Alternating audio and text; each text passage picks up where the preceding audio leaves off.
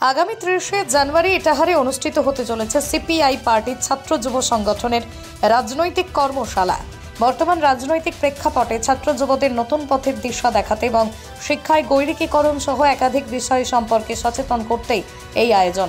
রবিবার বিকেলে ইটাহার হাটখোলা এলাকায় পার্টির দলীয় কার্যালয়ে সাংবাদিক বৈঠক করে আসন্ন এই রাজনৈতিক কর্মশালাটি সম্পর্কে জানালেন রাজ্যের প্রাক্তন মন্ত্রী তথা প্রাক্তন ছাত্র যুব নেতা ডক্টর শ্রীকুমার মুখার্জি সহ ছাত্র যুব নেতা মোহাম্মদ আসাদুল্লাহ আকবর আলী।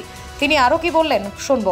কর্মশালায় উপস্থিত থাকবেন এআইএসএফ এর রাজ্য সম্পাদক বিক্রম বাহাদুর মণ্ডল, প্রাক্তন সম্পাদক সৈকত গিরি, প্রাক্তন মন্ত্রী ডক্টর শ্রীকুমার মুখার্জি সহ অন্যান্যরা। সংগঠনের তরফে আসন্ন রাজনৈতিক কর্মশালায় ছাত্র যুবদের যোগ দেওয়ার আহ্বান জানান শ্রীকুমার বাবু। এছাড়াও জেলা যুব সম্পাদক আকবর আলী এই বিষয়ে কি বললেন শুনুন বিস্তারিত।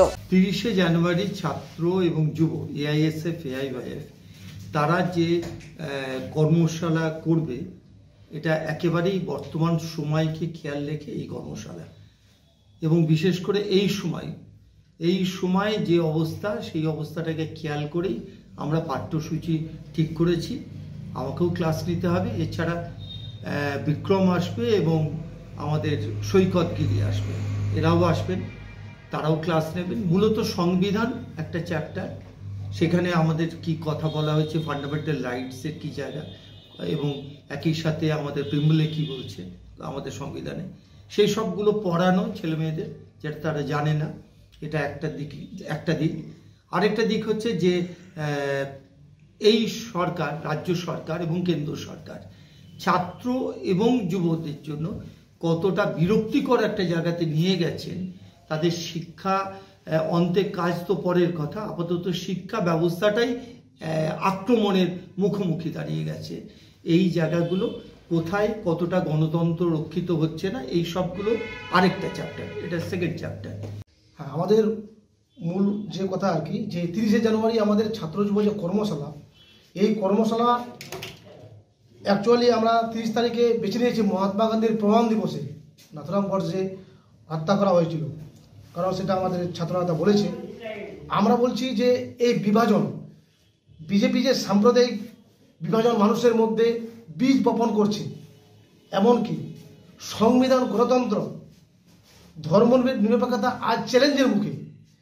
এই চ্যালেঞ্জের মুখ থেকে ধর্ম নিরপেক্ষতা শক্তির হাত শক্ত করতে আমাদের এই ৩০শে জানুয়ারি ছাত্র যুবর কর্মশালা আমরা করছি। সেই কর্মশালা ইটাহারের মাটিতে। আমরা দেখছি কেন্দ্র সরকার, যে বিজেপি সরকার, প্রত্যেক বেকার যুবকদের নিয়ে কথা বলে, বছরে ২ কোটি চাকরি, কিন্তু সেখানে চাকরি শূন্য। তার সুরে বর্তমান রাজ্য সরকারও বলে, তৃণমূল সরকার, যে বছরে ২ লাখ চাকরি, সেখানেও চাকরির শূন্য। আমরা বলছি ছাত্র যুবরা তৈরি হবে, শিক্ষা অন্তে তাদের চাকরি দিতে হবে, প্রত্যেক বেকারের হাতে কাজ এবং খাওয়ার ব্যবস্থা করতে হবে। সংবিধানকে রক্ষা করার লক্ষ্যে আমাদের এই দায়িত্ব ছাত্র যুবদের নিতে হবে।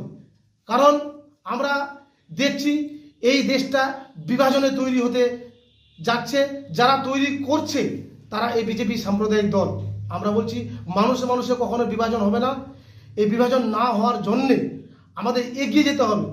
কারণ আমরা দেখেছি স্বামী বিবেকানন্দ বলেছিলেন, উঠো জাগো এবং লক্ষ্যে পৌঁছো, তবেই পৌঁছানোটা সঠিক হবে।